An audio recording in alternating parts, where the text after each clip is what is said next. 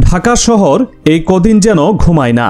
বাতাসে লুকিয়ে আছে অদৃশ্য চাপ, মানুষের কথাবার্তায় থমথমে ভাব। কারণ সামনে আসছে একটি তারিখ, 13 নভেম্বর। এই তারিখকে ঘিরে শুরু হয়েছে হাজার প্রশ্ন, হাজার সন্দেহ আর হাজারো গুজব।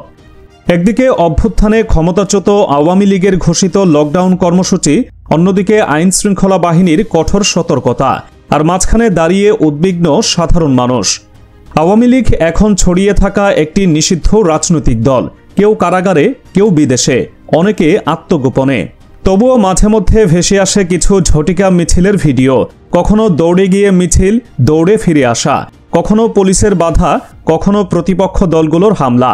এই অবস্থায় একটি প্রশ্ন ছুরির মতো কাটছে, আওয়ামী লীগ 13 নভেম্বর আসলে কি বার্তা দিতে চাইছে? ঠিক একই দিনে আরেকটি বড় ঘটনা। জুলাই অভ্যুত্থানের সময় সংঘটিত মানবতা বিরোধী অপরাধ মামলার রায় কবে দেওয়া হবে, সেই তারিখ ঘোষণা করবে ট্রাইব্যুনাল।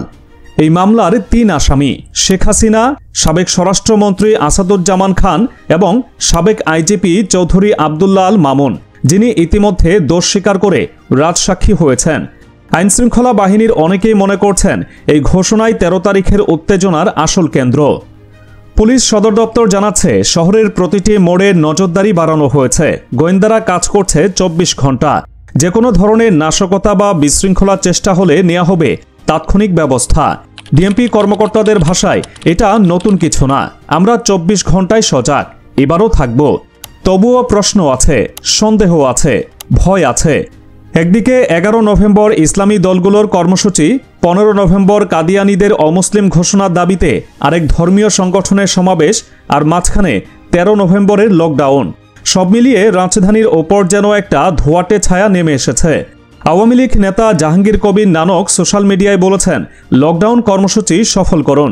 কিন্তু সত্যিই কি এটি কেন্দ্রীয় কর্মসূচি, নাকি ছত্রভঙ্গ অবস্থায় নেতৃত্বের ভেতরে ভেতরে গলে যাওয়া কোনো অংশের হঠাৎ ডাক? রাজনীতির মাঠে আরেকটি বড় হিসাব চলছে। যদি আওয়ামী লীগ এই নির্বাচনে অংশ নিতে না পারে, তবে তাদের 1 কোটি ভোট কোথায় যাবে? বিএনপি নাকি জামায়াত, যারা এখন সুবিধাজনক অবস্থানে? 5 আগস্টের পর পরিস্থিতি ঘোলাটে। বাড়িঘর ভাঙচুর, মামলা, হামলার ঘটনায় বিএনপির দিকেই আঙুল উঠছে। জামায়াত নীরবে সুযোগ নিচ্ছে, আর আওয়ামী লীগ চেষ্টা করছে কোথাও দাঁড়ানোর। এর উপর আছে আন্তর্জাতিক ছায়া, ভারত, চীন, যুক্তরাষ্ট্র, রাশিয়া। কার অবস্থান কোন দিকে তা নিয়েও দানা বাঁধছে নানা প্রশ্ন। ভারত বাংলাদেশ সম্পর্কেও ঠান্ডা বাতাস বইছে, আর সেই জায়গায় পাকিস্তানের সঙ্গে উষ্ণতা। সব মিলিয়ে ভবিষ্যতের রাজনীতি যেন মেঘ আর বজ্রের মাঝামাঝি।